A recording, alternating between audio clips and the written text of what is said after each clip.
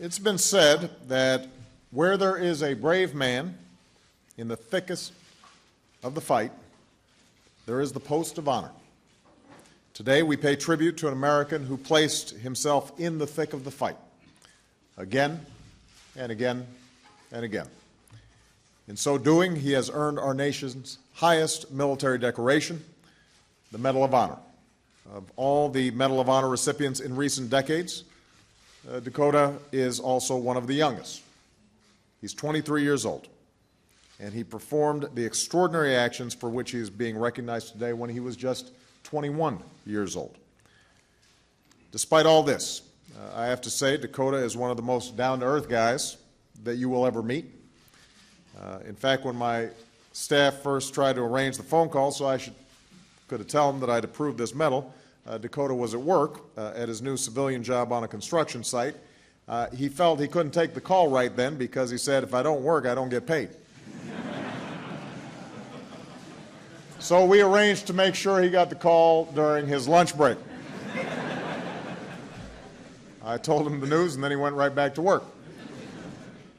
That's the kind of guy he is. He also asked to have a beer with me, which we were able to execute yesterday. Dakota's the kind of guy who gets the job done. And I do appreciate, Dakota, you taking my call. Dakota, I realize the past 2 years have not been easy for you, retelling the story of that day and standing here today. You're a very modest young man. But as you've said, you do it for a simple reason, retelling this story, because it helps you to honor those who didn't come home. Let me tell the story. I want you to imagine. It's September 8th, 2009, just before dawn. A patrol of Afghan forces and their American trainers is on foot, making their way up a narrow valley, heading into a village to meet with elders. And suddenly, all over the village, the lights go out. And that's when it happens. About a mile away, Dakota, who's then a corporal, and Staff Sergeant Juan Rodriguez Chavez could hear the ambush over the radio. It was as if the whole valley was exploding.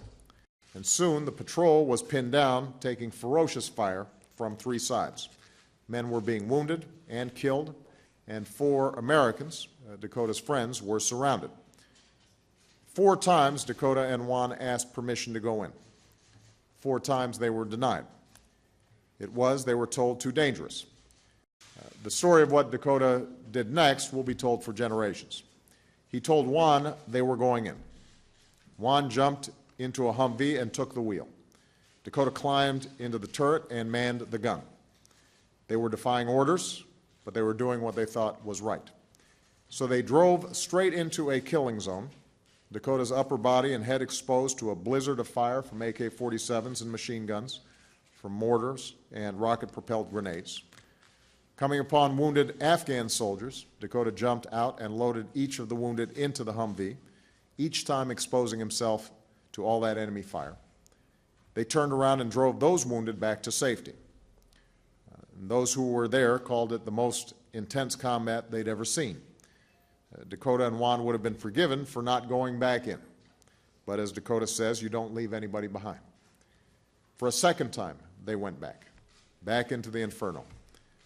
Again, they came across wounded Afghans. Again, Dakota jumped out, loaded them up, and brought them back to safety. For a third time, they went back. Insurgents running right up to the Humvee, Dakota fighting them off. For a fourth time, they went back. Dakota was now wounded in the arm. Their vehicle was riddled with bullets and shrapnel. Dakota later confessed, I didn't think I was going to die. I knew I was. But still they pushed on, finding the wounded, delivering them to safety. And then for a fifth time they went back into the fury of that village, under fire that seemed to come from every window, every doorway, every alley.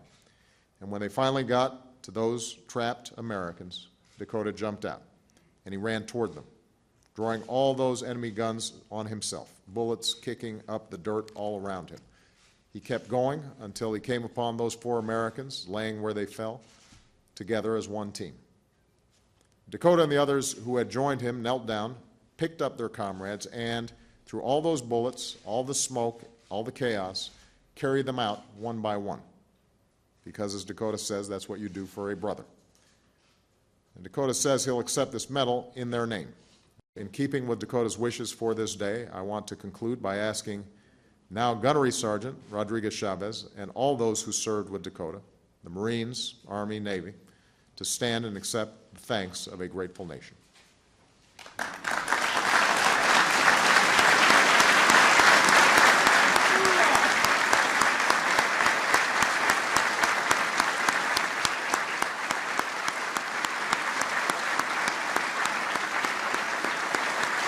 The President of the United States, in the name of the Congress, takes pleasure in presenting the Medal of Honor to Corporal Dakota L. Meyer, United States Marine Corps, for conspicuous gallantry and intrepidity at the risk of his life above and beyond the call of duty